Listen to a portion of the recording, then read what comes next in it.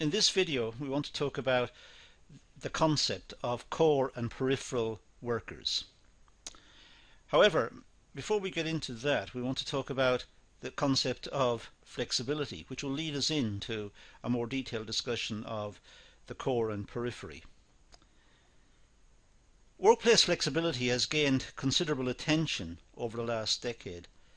There's more talk about it, and there's more understanding of the needs for flexibility and indeed the advantages of flexibility. There's a growing demand for organizations to offer this type of work because society has become somewhat more complex.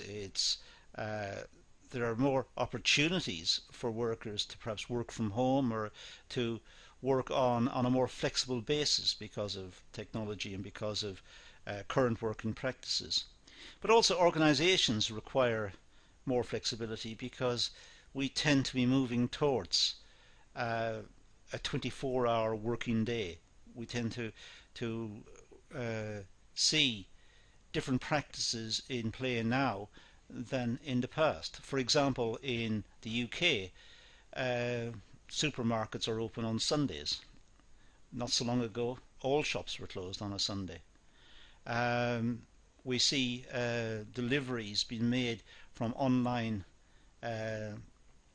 organizations, and the deliveries are on Saturdays and Sundays. There's more flexibility within the labour market. There's more flexibility required by organizations, and in a sense there's more flexibility required by workers as well. Workers who perhaps have young families and need to have flexibility to accommodate family requirements. So there's a greater recognition for the need and indeed the advantages of flexibility. The changing nature and attitudes to work have put emphasis on new approaches such as part-time, zero-hour, temporary, home working, subcontracting, and a range of contracts.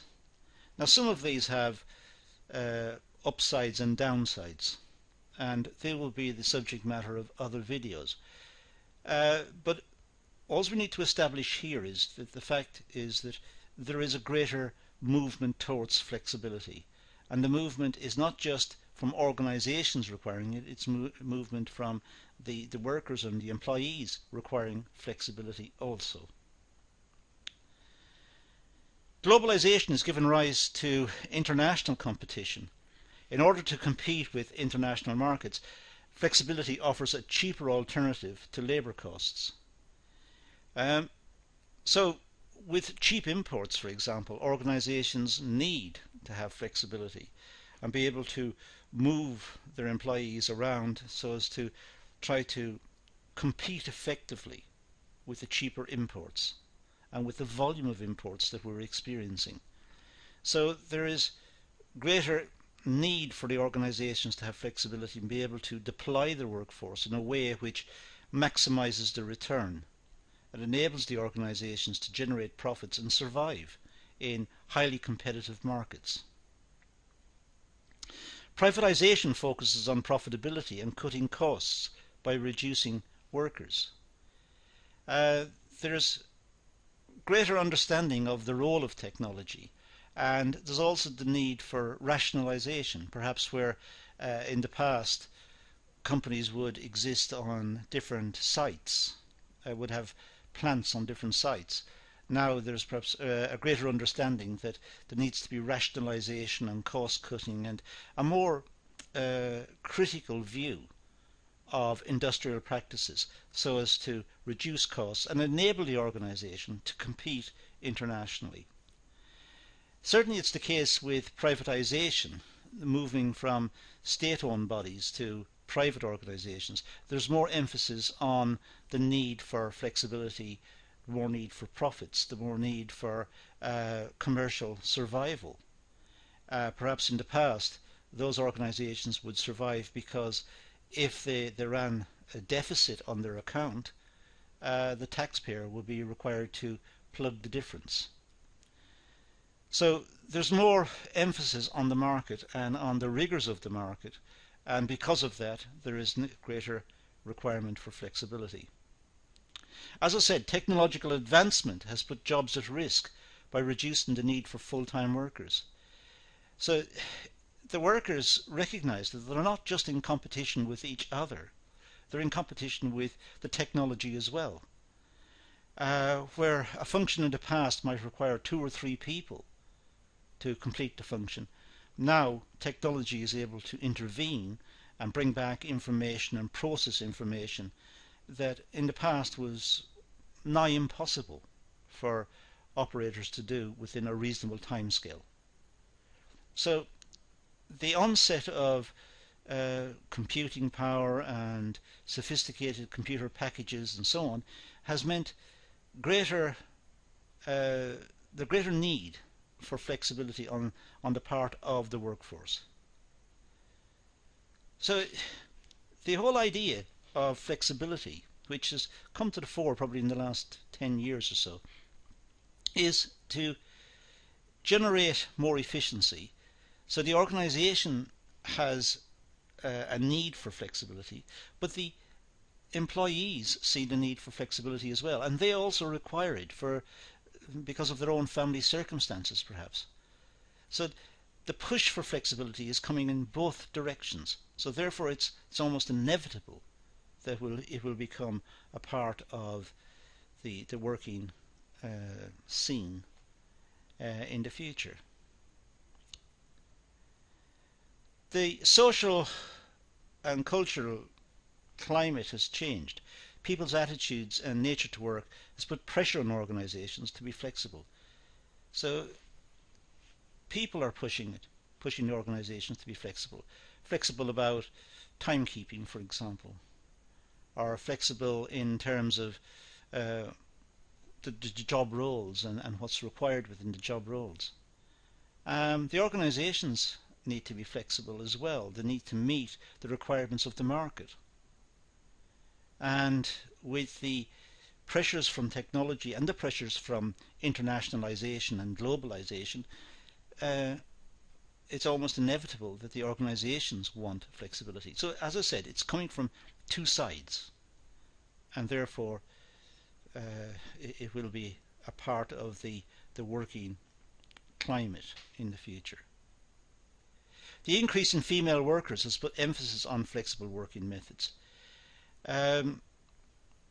It's broadly recognised now that females constitute a bigger proportion of the student population than in the past. They have more skills, more abilities, more competencies, but they also perhaps have family obligations. They have children, so they need to be flexible. And the organisations who wish to have these skilled workers need to be flexible to accommodate their needs. They have family commitments, as I said, and may not be able to work full time, or may not be able to work times that are set down on the basis of historic working practices. So organisations need to look at what is acceptable and perhaps move away from a 9 to 5 mentality or an 8 to 6 mentality or whatever they had, and look at what is required in today's market. John Atkinson introduced his model of the flexible firm in 1984. Human resources must be efficiently utilised. Human resources are a scarce commodity. It's a scarce resource, and therefore it's a valuable resource, and it should be used efficiently. The model focuses on managing or management techniques in restructuring and organising the workforce.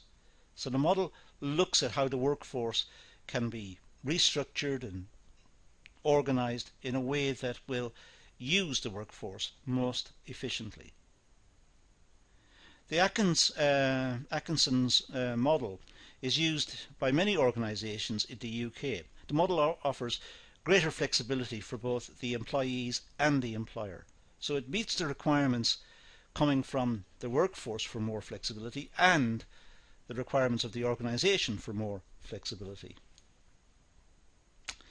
It's based on segmenting the workforce into two categories. The core, the group of employees that are vital for the organisation's functioning. These core workers are essential. These are fundamental to the existence of the organization. And then there's also the periphery, the group of employees available to meet short-term labour demands. They're not essential, but from time to time organizations may need more workers, or they may need workers to perform more general tasks. These are the periphery.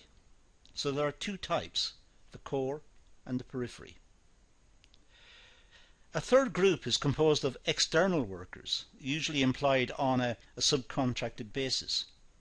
Sometimes organizations employ other organizations to supply particular services or functions, or they may outsource certain aspects of their work to other organizations to complete. And this will be done on a subcontracted basis. So if we look at the Atkinson model in this context, we have these outside agencies, the agency workers, the outsourcing, the subcontracting, the self-employed. And inside we have what's known as the first peripheral group and the secondary peripheral group. I'll explain what these mean shortly. But we have within the first peripheral group, we have the secondary internal labour market and the numerical and functional flexibility. And then we have the secondary external labour market, and we have numerical flexibility. So we have the first peripheral group and the second peripheral group. And inside we have the core workers, the primary labour market, the functional flexibility that's required in there. So the core workers are the ones who essentially constitute the business. Those are the workers who do the fundamental work, the core work, the essential work of the organization. They may be highly skilled in particular functions, but they may also be able to step in and perform other functions if a member of staff is away ill or is on holiday or whatever. But these are core workers. These are the essential workers. Now what I'm going to do is talk about these various types of workers and look at what's meant by them. So it's worth making a note of this sketch, this diagram here. Just make a rough note of it, stop the video, make a rough note and indicate where they are, because I'm going to talk now about these various headings. Okay, so let's move. So Atkinson's model focuses on types of flexibility and refers to two key terms. Functional flexibility. This is related to employees on a full-time and permanent contract. Employees are expected to go beyond their employment contracts and adapt to a range of job tasks when required by the organization. So these are the workers who are on full-time contracts, permanent contracts, and are expected to go beyond their employment contracts and adapt to a range of jobs and tasks when required by the organization. Numerical flexibility mainly concerned with flexible working contracts, for example part-time, temporary, 0 hours, flexi-time and so on. This group of people are employed to fulfill short-term needs. It's numerical flexibility. They're doing not such skilled roles, that they are doing particular functions that are required, but they're not core. They are not essential in that sense. The core workers are the ones who are doing very fundamental work that's core to the business. The peripheral are doing general tasks and perhaps are on different types of contract. So we have two types of flexibility in terms of the model here. One, we have functional flexibility, and the second, numerical flexibility. Now the core. Well, the core is the central group of employees and the most important employees in the organization. The core group consists of Functionally flexible employees, they play a key role in in the needs of the labour demands. So they are the ones who essentially keep the organisation running. These are core, they're doing essential work. They're regarded as the internal labour market. These are the essential workers, they are the organisation. They are doing essential work and they're regarded as the internal labour market.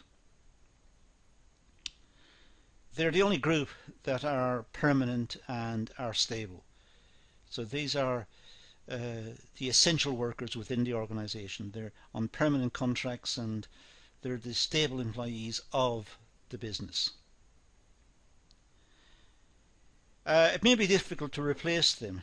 They have got certain skills, knowledge and experiences. It's very difficult to replace them, in fact, because they know the business, they know the requirements of the business, they know the types of production, they've got skills, knowledge, experience.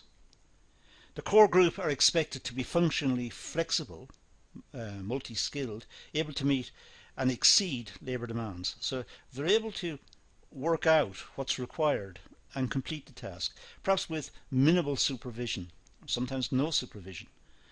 But also they're able to help out their colleagues and fill gaps if gaps arise. Perhaps someone's away ill or on holiday, they're able to step across and help out in other areas. They know what's required by the organisation. They know what the tasks are, and they have, over a period of time, acquired the skills and the knowledge to be able to complete those tasks. They've been trained and retrained and redeployed, perhaps many times within the organisation. Perhaps they've moved role from one particular task to another. Or perhaps the company operates revolving tasks where the workforce are constantly moved round to give them wider experiences. But it all enhances the importance of these workers. These are the core for the business. Now the periphery, well, this group consists of employees that are mainly numerically flexible. This group of employees are required to meet changing labour demands. For example, there could be more demand for the product for the business and production has to be stepped up. So extra workers may be required. Or it may be that the organisation has changed in some way in terms of its layout or its design, and it needs additional personnel to perform more routine tasks. Employees tend to be employed on short-term basis and are expected to work as and when required. They may be part-time workers, they may be workers who come in the evenings or at the weekends. They're not core to the business. The jobs they complete, the tasks they complete, are generally speaking low-skilled tasks, routine type tasks. An employer may consider the periphery group because the employees can easily be replaced as skills are easily available in the labour market. So it's easy to find replacements if these workers leave, or if at certain times it's perhaps even difficult to find workers. It's by changing the terms of the contracts, it may be easy to pick them up. They may overcome that problem. So employees that are on the periphery are, generally speaking, quite easy to find. If there are shortages, then by varying the contract, by upping the pay rate slightly perhaps, it's easy to find those workers. The tasks that they're given to the workers are, as I said, low skill tasks, easy to complete, and perhaps the workers are on flexible contracts. So they're only needed to complete particular tasks, and usually quite easy tasks. They're only required during peak times to meet labour demands. Um, Generally speaking, the organisation will have a set routine, what we broadly term normal working. And normal working will be to meet the requirements of its customers, which may be stable over time. However, there may be certain times where there is a peak in demand for whatever reason. It could be seasonal, it could be festive, coming up to the Christmas period perhaps, or something of this nature, in which case the organisation will take on extra workers, and these will be peripheral workers. Atkinson divided the periphery into groups. The first peripheral group and the second peripheral group. Now, this part of the group, the first peripheral group, is an addition to the internal labour market. The group can comprise of numerical and functional flexibility. In other words, the first peripheral group, they're quite important. They may be used for certain functional tasks, perhaps working on manufacturing the product, or enabling production to take place, facilitating production, working with perhaps more skilled workers, or being involved in the whole production process. Generally speaking, the first peripheral group are quite important. They are peripheral, they are on perhaps part-time contracts, but they're brought in because they have got particular skills, and they perhaps have come back from retirement to work for a limited period of time. The employees have some form of permanent contract with the organisation. It could be, or a permanent arrangement with the organisation, that in certain time periods, if the organisation experiences a surge in demand, they can be called upon. They tend to offer lower skills, which impacts on their degree of involvement. There may be lower skills because the workers are, in a sense, outside of the organisation, and they've become de-skilled. Perhaps in the past they were skilled workers, but because of, let's say, retirement, they have become de-skilled. It could be, of course, that they were not a part of the core in the past, or they were not particularly skilled workers in the past, but they are now seen as reliable if the organisation calls on them. So they're part of the first periphery group, and they are willing to come back and perform tasks within the organisation during those peak demand periods. Due to lower skill level, this group do not have job security compared to the core group. They are likely to be the first to be laid off, in fact. So they don't have the same job security as the core. In times of cutbacks, the organisation are more likely to cut back on this particular group. The second peripheral group, this consists of external labour markets and are in unstable position regarding job security. The group is mainly numerically flexible. Employees are employed on a short-term basis to meet labour demands. They can be employed part-time, temporary, and on a range of flexible contracts. Now, the final group identified by Atkinson's model is the external subcontracted group. This group are external and not employed by the organisation. Instead, they are subcontracted. The organisation sometimes, instead of performing the tasks itself, it subcontracts particular tasks to outside companies or agencies, or indeed to individuals outside. So it's not a regular task or a regular job. It's one that's performed as and when required.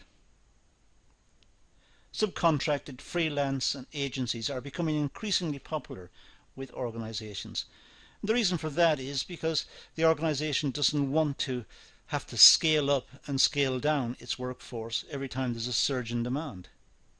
It's a costly exercise recruiting and then laying off workers. It saps the resources of the organisation. So it's better to deal with agencies that are external to the organisation and subcontract the work to them. It's cheaper. They meet the surge demand and perform the various tasks, and when it's completed, that contract is over. There's no agreement between them. The external group tends to be temporary and easily replaced due to competition. Now, the external group is considered cost effective by an organisation as it reduces labour costs. As I said, the organisation doesn't want to scale up its workforce in times of an increased demand, only to find it has to scale it back down when the demand falls off.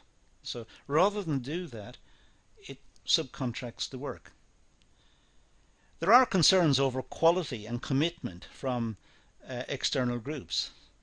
They're not part of the organisation and therefore don't share the company vision. And this could be particularly serious in the context of quality. So the company has to institute rigorous quality checks on work carried out externally. External groups are professionally qualified and consists of self-employed, agency workers, subcontractors and outsourcing agencies. But as I said, there is a need to police the quality of the work undertaken by these workers. So this is the basis for this idea of the core and periphery workforce. It's important, having completed this class, to understand what's meant by core workers and what's meant by peripheral workers. Look at the attributes of both. The Atkinson model will be dealt with more fully and more formally in a separate video. But for the moment, this introduces the idea of core and periphery, which is what is essential to this particular class. And that's what we're going to deal with in this situation. Let's leave it at that and say thank you for watching.